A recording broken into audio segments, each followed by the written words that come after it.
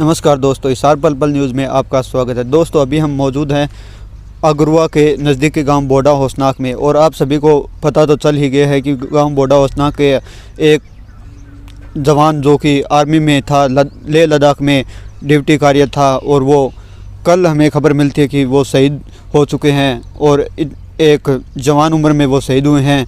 और बताया जा रहा है कि 15 अगस्त के अगले दिन ही वो शहीद हो गए हैं, और इसकी कोई पुख्ता अभी तक रिपोर्ट नहीं है कि वो 15 अगस्त वाले दिन शहीद हुए थे या उसके अगले दिन।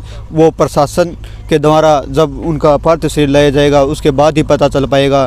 तो दोस्तों, हम बता दें कि वो इकलौते अपने पिता के वारिस थे, और उनके पिता एक बहुत ही गरीब इंसान है, खेती करते हैं, और वो खेती और मेहनत करके वो जो आर्मी की जॉब में लगे थे।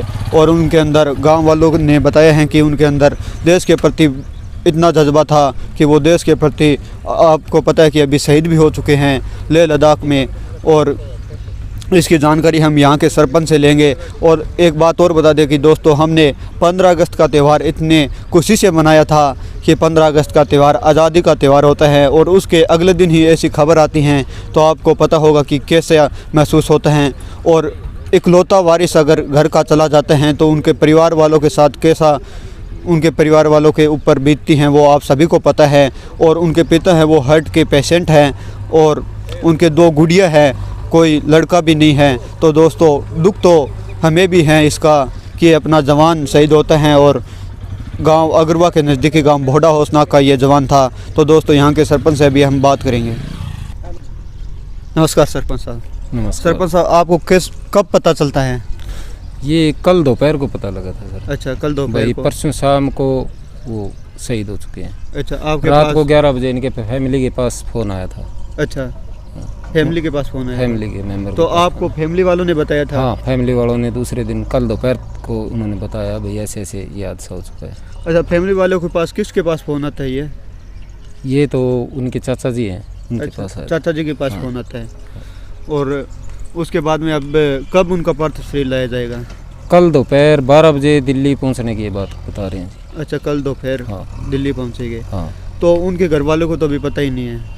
घर वालों जैसे उनके जो लेडीज़ हैं उनको नहीं बताया गया, और एक उसके फादर को भी नहीं बताया अभी तक। अच्छा, क्योंकि वो थोड़े से पेशेंट हैं हार्ट के, इसलिए उनको नहीं बताया। भाई हो सकता है वो सदमा सहन ना कर सकें। अच्छा जी, इसलिए।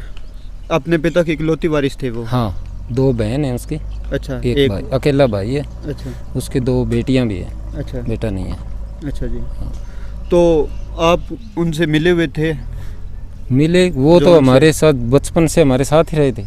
अच्छा। हाँ, वो उसका खाना पीना, रहना सहना, पढ़ना भी हमारे गांव में था, सारा काम यहीं था। अच्छा, वैसे उनका पैतृक गांव अगरुआ है। ये ज़मीन जो लगती है ये अगरुआ की लगती है। अच्छा।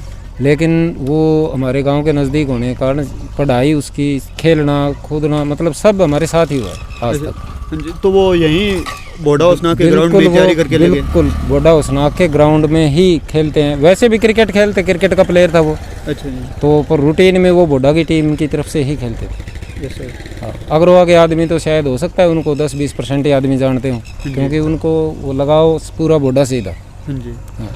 तो वो उनका देश के प्रति आप मिलते थे, वो आते थे छुट्टी पर, तो उनका देश के प्रति वो जज्बा था वो कैसा था? वो बहुत ही देशभक्ति का जज्बा था उनका, देश के प्रति समर्पित थे वो। तो खुद नहीं बल्कि अपनी ढाणियों के आसपास के कम से कम 15 से 20 बच्चे हैं, उनको भी मतलब वो अपने फौज में लगाने के लिए तैयारियां करवा रहे हैं। वो जैसे ही छुट्टी आते थे 1-1.5 महीने की, तो उनको बच्चों को साथ लेके आते थे सुबह 5 बजे।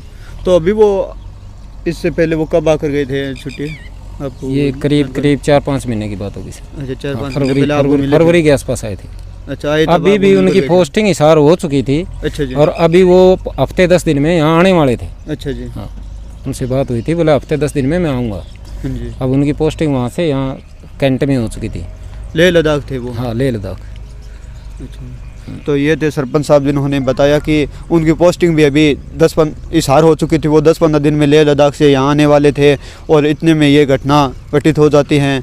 तो दोस्तों, बहुत ही बुरी खबर है ये, और देश के प्रति अपना जीवन जो समर्पण जवान ने कर दिया है, तो हम इनको सैल्यूट करते हैं। ऐसे जवान को देशभक्ति की भावना जो इनके अंदर होती है।